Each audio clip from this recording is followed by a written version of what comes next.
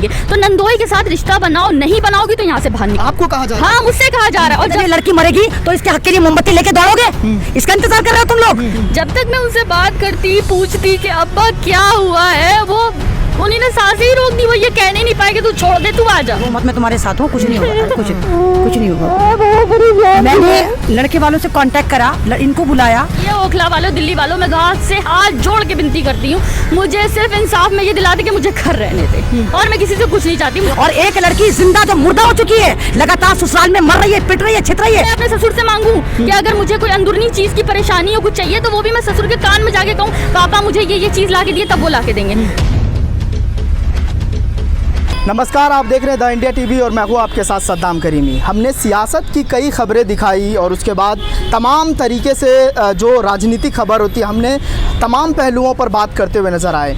लेकिन आज हम ऐसे मुद्दे से रूबरू कराने जा रहे हैं आपको, वो आपको झकझोर देगी, क्योंकि आज इनको ससुराल वाले जो हमारे साथ महिला खड़ी हैं, एक तो ऐमन रिजवी है जो सोशल एक्टिविस्ट है, दूसरी तरफ मैं उनसे खुद जानूंगा कि उनके साथ क्या कुछ हुआ, ससुर वाले क्या कुछ प्रताड़ना देते हैं और क्या कुछ उनका मामला है, खुद उनकी जुबानी सुनते हैं। आपका नाम?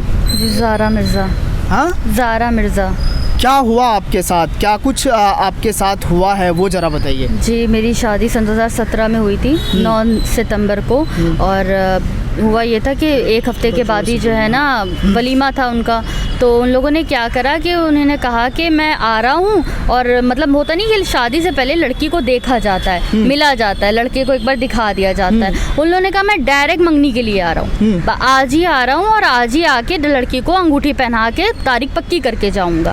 तो घर वालों ने कहा चलिए, अगर अब ऐसी बात है, इतनी जल्दबाजी है, तो चलिए ठीक है, कर लेते हैं, कोई बात नहीं है। उन लोगों ने आनन फानन जल्दी जल्दी डेट निकाली, लड़का किसी और को दिखा दिया अपना, मतलब हमारा खुद का नंदोई दिखाया। ये भी नहीं कि इधर उधर का दिखाते, फ्रॉड कर लेते तो एक अलग बात होती। उन्होंने अपने ही नंदोई को दिखाया, मतलब मेरे ही नंदोई को, अपने ही दामाद को दिखाया कि ये लड़का है। और जब लड़का शादी के लिए एंटर हुआ तो दोनों ने एक जैसे कुर्ते पैजामे पहन रखे थे कि मतलब कोई देख ना पाए कि ये दोनों में से कोई अलग अलग है। एक जैसा डिजाइन था, एक जैसा कलर था, सेम एक जैसी शेरवानी थी। दोनों आके क्या हुआ, कहने लगे कि लड़की को जो है ना हम लोग मैरिज हॉल में नहीं बुलाएंगे, हमारे यहाँ निकाह अलग होता है, मस्जिद में होता है। लड़के वाले मस्जिद जाते हैं, लड़की घर में रहती है। तो जब सब मस्जिद गए, वहाँ पे बैठने के लिए सबसे कहा गया, तो कहने लगा ये हमारा लड़का ये वाला नहीं बैठ सकता क्योंकि ये अभी वॉशरूम में गिर के आया है। तो दूसरा वाला बैठा, उसके साथ ही कुर्सी पे बैठ जाएगा। बिठाल दिया गया दोनों को। जब निकाह कबूल होने वाला था तो उसमें से पहला वाला नहीं, दूसरा वाला बोल पड़ा हाँ कबूल है। जब उसने बोला कबूल है तो सब आनंद फानंद मच गई, लोग पूछने लगे, देखने लगे ये क्या बात है, लड़का तो ये दिखाया था, आपने बताया था ये नंदोई है और आप इनको कह रहे हो। कहा नहीं हम लोगों ने तो यही बताया था, आप लोगों को जना सुनने में जना कंफ्यूजिंग हुई है, और खैर अब तो हो ही गया, अब तो हाँ कर ही दी है।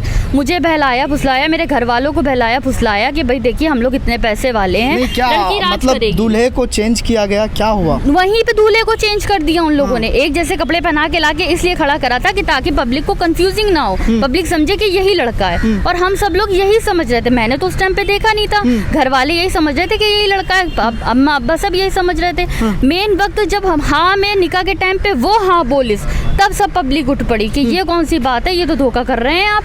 तो कहना नहीं ऐसी कोई बात नहीं, हमारे मामू और भाई और अब्बा को ले जाके किनारे समझाया कि देखिए हम लोग पैसे वाले हैं, दिल्ली के बहुत बड़े लोग हैं, हम लोगों के पास ऐसा कुछ नहीं है कि ना हो, लड़की को ऐश और आराम से रखेंगे, खाना लगाएंगे और हटाएंगे, ये नहीं कि हमारे क्या हमारे क्या कोई लड़की काम करती हो।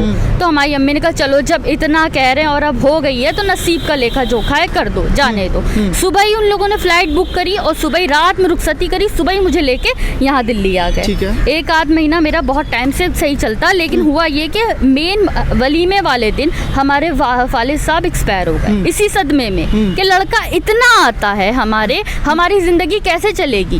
क्या पैसे ही सब कुछ होता है? जिस्मानी रिश्ता किसी का कुछ नहीं होता है, फिजिकली वो नहीं सही है, अनफिट है। आप लोग उसको देख सकते हो, आप लोग ने फोटो देखी होगी, ये बात आप लोग खुद भी जानते हो कि कोई एक शख्स कह दे कि ये लड़का बिल्कुल सही है, मैं मान लूंगी कि हाँ भाई मैं अपनी सारी गलतियां मान बोल के माफ़ी मांग के हाथ जोड़ के चली जाऊंगी कि हाँ भाई लड़का बिल्कुल सही है, कोई कमी नहीं। लड़के के पैर में, राइट पैर में रॉड पड़ी है, बाउल पड़ा है कि अगर वो थोड़ी दूर चल के जाएगा तो उसका पैर सूज जाता है, वो चल नहीं सकता है ज़्यादा, बहुत कम चलता है। जब मैं फर्स्ट डे वहाँ पे गई और मैंने उसके सारे डॉक्यूमेंट्स देखे कि उसको ये प्रॉब्लम है, और भी बहुत सारे उसके ऑपरेशन हो रखे थे, मतलब किडनी का भी ऑपरेशन हो सकता था और अपेंडिक्स का भी ऑपरेशन हो गया था, सारे ऑपरेशन उसके हो गए, उसको बहुत सी बीमारियाँ हो गई।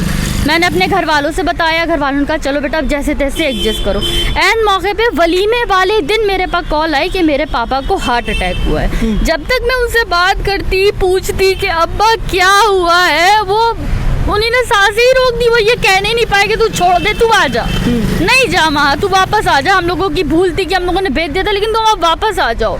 जब ये सब कुछ हो गया तब भी मुझे बहलाया फुसलाया गया कि चलो बाप नहीं है तो हम तो हैं, हम तो सब कुछ करेंगे, तुम्हारे बाप हम हैं। जैसे मेरे लिए 2 बेटियां हैं वैसे मेरे लिए तुम भी बन के रहोगी, तुम्हें किसी चीज़ की कोई कमी नहीं होने दूंगी। लेकिन लड़के से कुछ ना मांगना, पैसा उससे ना मांगना, खाने पीने के लिए उससे मत मांगना, कपड़ा उससे मांगना, जो मांगना मुझसे मांगना। मतलब मैं अपने ससुर से मांगूं कि अगर मुझे कोई अंदरूनी चीज़ की परेशानी हो, कुछ चाहिए, तो वो भी मैं ससुर के कान में जाके कहूँ पापा मुझे ये चीज़ ला के दिए, तब वो ला के देंगे। लड़का घर से बाहर नहीं निकलता है, बाहर कहीं आता जाता नहीं। हर महल्ले वाला सब पूरा सबके सब गवाएं कि उनके बच्चे कहीं नहीं जाते हैं। जब 1, 2, 3 महीने हमने जैसे तैसे अपनी ज़िंदगी को सेटल करने के लिए सोचा कि चलो अब तो घर वाले भी हाथ में कर रहे हैं। मैम आपकी 2017 में शादी हुई, फिर मैंने जो FIR की कॉपी पढ़ी है उसमें 2019 में केस होता है, आज 2022 चल रहा है, इस बीच में क्या हुआ? सर क्योंकि इस बीच आ गया था कोरोना। जब इससे पहले हम लोग अपने मीडिएशन में गए थे, उनका वकील आया, जब ये सब कुछ बातें बड़ी कह दी, सबसे पहले हुआ ये कि जैसे तैसे मैंने कुछ टाइम गुजारा वहाँ पे। जब उन लोगों ने मुझे इस चीज़ की धमकी दी कि अपने नंदोई के साथ रिलेशन बनाओ, हमारे बच्चे के बच्चा नहीं हो सकता तो तुम इसके साथ पैदा करके दो ताकि वंश आगे बढ़ सके। उनकी कोई औलाद नहीं है, बेटा नहीं है उनका, कोई एक बेटा है, अगर वो भी मर जाएगा तो ये परिवार चलेगा कैसे? इतना दिग्गज परिवार है, इसको कैसे घसीटेंगे, कैसे लेके जाएंगे? तो नंदोई के साथ रिश्ता बनाओ, नहीं बनाओगी तो यहाँ से बाहर निकलो। आपको कहा जा रहा है? हाँ, मुझसे कहा जा रहा है। और जब मैंने 2 बार उसने मेरे साथ ये जबरदस्ती कर लिया, मैंने तीसरी बार अपने शौहर को कहा कि देखो मुझे माफ करो, मैं नहीं कर सकती, नहीं कर सकती, मैं अकेली हूँ, मजबूर हूँ, मेरे यहाँ पे कोई नहीं है, तो मुझे दबा दबा के कर लोगे तुम लोग। तो कहने लगा नहीं, हमारे बाप को औलाद चाहिए, बेटा चाहिए, इस घर में चाहिए और हमारे ही खून चाहिए है। हम नहीं चाहते कि बाहर वाला कोई आके हम लोगों को दे जाए कि हम बाहर से अडॉप्ट कर ले। तो तुम्हारा चाहिए तो तुम्हें देने में क्या परेशानी है, दे दो। जब इतना सब कुछ हो गया और मैंने तीसरी बार में ना करी कि मैं अब नहीं हाथ लगाने दूंगी, तो मुझे मारा, पीटा, दीवारों में सर लड़ाया, ऐसा लड़ाया कि मेरे नाक से वहीं ब्लीडिंग आने लगी। जिस दिन मैं घर आना चाह रही थी, मैंने पूरा फैमिली ऐसा किया या फिर पूरी फैमिली ने करा? ये नहीं कि खाली बाप ने किया, माँ ने किया, और सब ने मिल के किया। वो आपको इतना दिखता है, आप वीडियो में देखिए किस तरह वो धक्का दे रहा है, किस तरह वो बाहर निकाल रहा है। मुझे सिर्फ कहने की बात है, मासूम कोई नहीं है वहाँ पे। उसके बाद ये हुआ कि मैं जैसे तैसे अपनी जान छुड़ा के यहाँ आ गई वापस। तो उस वक्त आपने पुलिस को कंप्लेन की? इतना डरी हुई थी, इतनी सहमी हुई थी, किसको कंप्लेन करने जाती? डिप्रेशन का मरीज बना दिया था। कुछ कहने से पहले नाक से नक्सीर फूटती थी और खून बहने लगता था। क्या सोच के कहती? कोई आगे पीछे था नहीं, बाप था नहीं, माँ मेरी बेड पे, बहन मेरी हॉस्पिटल में, भाई के इतना दिमाग नहीं कि वो इन सब चीज़ों के लिए मेरे लिए लड़े, तो किससे कहती? तब भी कुछ हिम्मत जुटा के मैंने साल भर के अंदर ऐसा करा कि मैंने FIR दर्ज कराई। कराने के बाद ये हुआ कि हम लोगों को मीडिएशन मिल गया कि आप लोगों को फैमिली कोर्ट में मीडिएशन में आना है। तो जब फर्स्ट टाइम वो लोग आए, उन लोगों ने मुझे इतने पैसों की वो दी कि मैं तुम्हें इतना पैसा दे रहा हूँ, केस वापस लो, सब कुछ खत्म करो, जाओ अपने घर। मैंने कहा नहीं, मुझे पैसा नहीं चाहिए। क्या पैसे से मेरा बाप आ जाएगा? मेरी माँ उठ के चलने लगेगी, मेरी बहन अच्छी हो जाएगी, मेरी जो जिंदगी बर्बाद हुई है वो सही कर दोगे तुम लोग? उसके बाद कोरोना आ गया। कोरोना की वजह से वकील सब गए बिक, उनके, हमारे ही वकील बिक गए, हम झूठ नहीं बोलेंगे, मेरे खुद के वकील बिक गए। उन लोगों ने लखनऊ जाके वकीलों को खरीद लिया, सारे केस बंद करा दिए मेरे। अब मैं बताऊं मैं क्या करती, कहाँ जाती? और वैसे भी मैं जाती रही, हर साल में 2-2 चक्कर, 5-5 चक्कर लगाती रही, यही कहती रही हाथ जोड़ के मुझे अंदर ले लो, मुझे अपने घर में जाना। तो मेरा अब तो कोई नहीं, अब तो भाई जो करना चाहो कर लो, पर हमें इतना बेसहारा तो ना करो कि आज मैं इतनी ज़्यादा बीमार हूँ, मुझे डिप्रेशन है, नींद नहीं आती है मुझे, अक्सर कोई भी बात सोच लेती हूँ तो नाक से ब्लीडिंग होने लगती है। शरीर जिस्म सिर्फ देखने का लोगों का होता है, अंदर से देखो कितनी घायल और टूटी हुई हूँ। उन लोगों ने इतना ज़्यादा मुझे टॉर्चर करा, फिर भी घर में नहीं रखा। अभी कुछ दिन पहले भी मैं आके गई, नहीं रखा, उससे पहले आके गई, नहीं रखा। उनका साफ यही कहना होता है, रहोगी तो इस शर्त पे जब तुम्हारे साथ तुम्हारा नंदोई तुम्हारे साथ गंदे ताल्लुक इख्तियार कर लेगा तो हम रखने के लिए तुम्हें तैयार है, वरना हम लोग नहीं रखेंगे। आप क्या चाहते हैं अब? मैं चाहती हूँ मुझे घर में रखें, मैं चाहती हूँ मुझे रखें, मुझे कुछ नहीं चाहिए, मुझे ये इंसाफ चाहिए। ओखला वालों, दिल्ली वालों, मैं हाथ से हाथ जोड़ के विनती करती हूँ, मुझे सिर्फ इंसाफ में ये दिला दे कि मुझे घर रहने दे, और मैं किसी से कुछ नहीं चाहती, मुझे किसी से कुछ नहीं कहना है। जो आपके हस्बैंड हैं उनके साथ आप रहना चाहते हैं उनके घर, या फिर आप अपने घर पे रहना? नहीं, मैं उनके साथ ही रहना चाहती हूँ। जब किया है तो हम भुगतेंगे, मिलके भुगतेंगे। मुझे रखो, क्यों नहीं रख रहे हो? मेरा हक है, अभी मुझे तलाक नहीं हुई है, तलाक नहीं। हमारे मजहब में जब तक औरत को तलाक ना दे जाए, आपकी बीवी है वो, आपका शौहर है वो, ना उसने दे दिया ना मैंने दिया, तो तुम्हारा फर्ज बनता है मुझे रखो। इतने साल से मैं घर आ रही हूँ, जा रही हूँ, गुहार लगा रही हूँ, मदद मांग रही हूँ, कोई मदद नहीं कर रहा। ना तुम मेरे खर्च उठा रहे हो, ना मेरे तुम मेडिकल के लिए कोई पैसा दे रहे हो, कुछ भी तो नहीं दे रहे हो। कौन कर रहा है अभी ये सब सारी चीजें? कौन कर रहा है अभी? ये सब कुछ मेरी माँ संभाले हुए, तुम्हारा भाई आपने कोर्ट में पिटीशन फाइल किया एक्सपेंस के लिए, हस्बैंड के लिए? नहीं, पहले तो नहीं करा था, लेकिन अब किया है मैंने, अब कर दिया है मैंने कि मुझे जो है ना कोर्ट ने, ये लोग नहीं तो मुझे कोर्ट इंसाफ देगी। मैं बस यही चाहती हूँ कि कोई सूरत से मेरी मदद इतनी कर दी जाए कि मुझे घर में रहने दिया जाए। बस आपकी यही मतलब? बस मेरी यही वो है, मेरी और कोई नहीं। और जैसे कि मुझे धमकियां दे रहे हैं, अब यहाँ पर दिल्ली में आने थे इतनी बार जो मैं आ चुकी हूँ ना, तो मुझे धमकी दे के डराते हैं कि तुम्हारी गंदी वीडियो बनाऊंगा, तुम्हारी फोटो पिक्चर एडिट करूंगा, फेक वॉइस तुम्हारी जना। हमारे ये क्या कहते हैं खालाजाद जो होते हैं, हमारे हस्बैंड के खालाजाद भाई, वो लोग ये सब कह रहे हैं कि तुम अगर दोखला दिल्ली आ गई तो पहली बात तो मार दी जाओगी। यहाँ ऑलरेडी इतने मर्डर हो चुके हैं, एक मर्डर और सही हो जाएगा। एक तो अकरम मुजम्मिल है, दूसरे कामरान है, ये दोनों ने तो जीना हराम कर रखा है। इतना तो ससुराल वाले नहीं भड़क रहे जितने ये लोग मुझ पे भड़क रहे हैं। अच्छा। कि तुम यहाँ अगर आओगी तो मार दी जाओगी, तुम्हारा यहाँ कुछ नहीं होगा, तुम्हारी फर्जी वीडियो बनाएंगे, फर्जी रिकॉर्ड करेंगे, सब कुछ तुम्हारी ऐसी वैसी चीजें चला देंगे कि तुम खुद बेबस होकर टूट जाओगी। पर मैं टूटूंगी नहीं, मैं वहीं जाऊंगी, वहीं मरूंगी, वहीं बैठूंगी, और देखे मेरा हक कौन मुझसे छीन के लेके जाता है। और जो भी मेरी मदद करना चाहता है उसके साथ ये सब करते हैं, उससे कहते हैं कि नहीं तुम जो है ना इस केस से हट जाओ, या तो तुम पैसा लेके निकल जाओ या तुम्हें धमकियां देंगे। इन्हीं की बात है, इन्हीं को धमकी दी जा रही है। ये बेचारी मेरे हक के लिए मेरे साथ आई तो इनको धमकी दी जा रही है कि तुम्हें मार दिया जाएगा, तुम पे एसिड अटैक किया जाएगा, तेजाब फेंका जाएगा हम लोगों के चेहरे पे, या कोई भी पीछे लग के हम लोगों को निकाल फेंकेगा, मार डालेगा।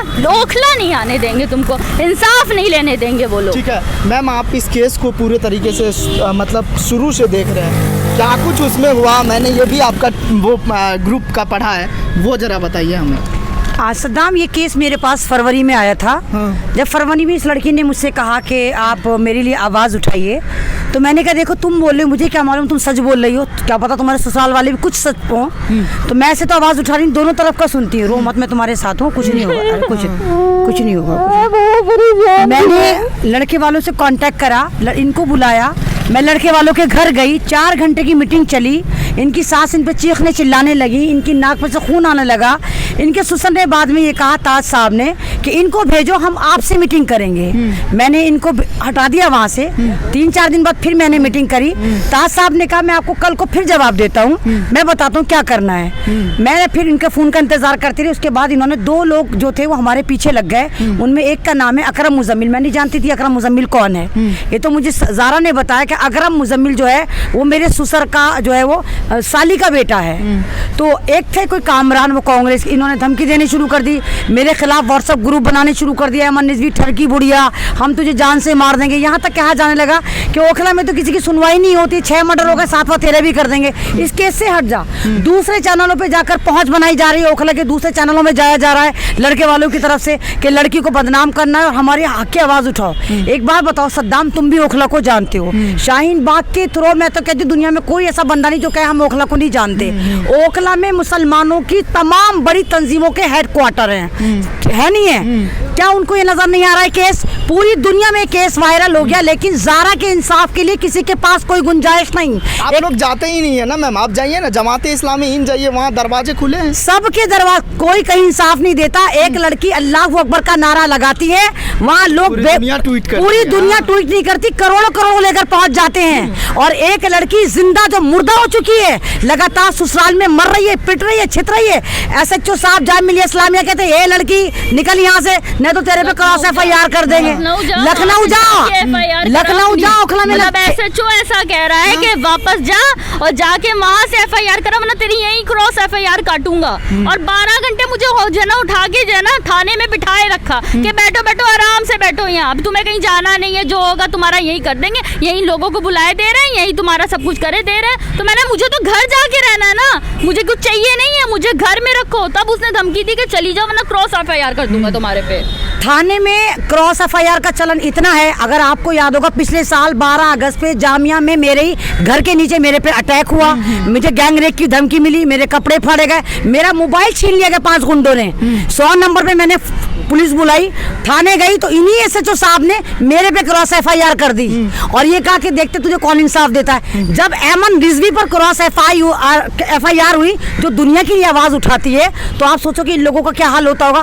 10-12 घंटे तक ये थाने बैठी रही और SHO साहब के साथ नाश्ता कौन कर रहा था? अकरम, मुजम्मिल और कामरान। यकीन है CCTV फुटेज निकाल लिए, DCP ऑफिस, कमिश्नर ऑफिस, महिला आयोग, ह्यूमन राइट्स सब जगह जा चुके हैं, कहीं कोई सुनवाई नहीं है। तो क्या मरने का इंतजार कर रहे हो कि जब ये लड़की मरेगी तो इसके हक के लिए मोमबत्ती लेके दौड़ोगे?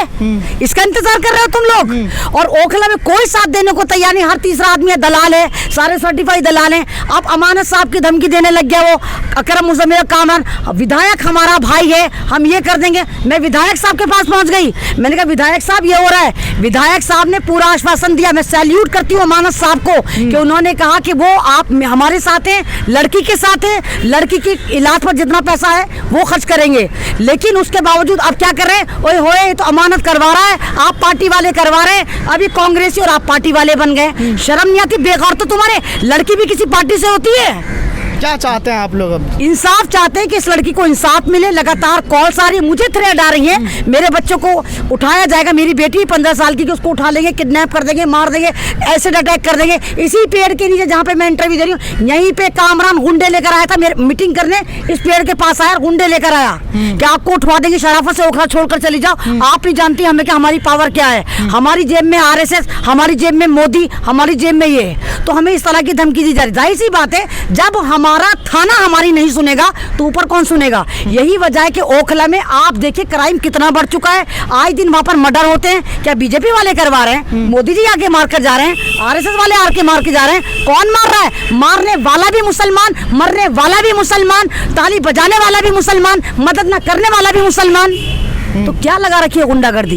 इस लड़की को इंसाफ दिलवा कर रहेंगे, केस फाइल करवा दिया। बेशक मेरी जान जाती है, खुदा की कसम मैं जान दूंगी, लेकिन इस लड़की के लिए आखिरी वक्त तक लड़ूंगी मैं। चलिए, बहुत शुक्रिया हमसे बात करने के लिए। ये हमारे साथ जारा थी और दूसरी तरफ एमन रिजवी थी, जिन्होंने सभी सवालों के जवाब बारीकी अंदाज में दिए, जिनका साफ तौर पे कहना है कि हमें इंसाफ चाहिए। अगर द इंडिया टीवी के जो दर्शक हैं वो देख रहे हैं या फिर उनके परिवार वाले देख रहे हैं, तो वो एक बार जारा को ज़रूर गले लगाएं कि वो भी इसी देश की बेटी है, वो भी यहीं की बेटी है, वही ये जारा जो है यहीं की मतलब बहन है और बहू है, उनको आकर के गले लगाएं। द इंडिया टीवी के लिए ओखला से सद्दाम करीमी की रिपोर्ट। चैनल को लाइक, शेयर एंड सब्सक्राइब करें और बेल आइकन दबाना ना भूलें।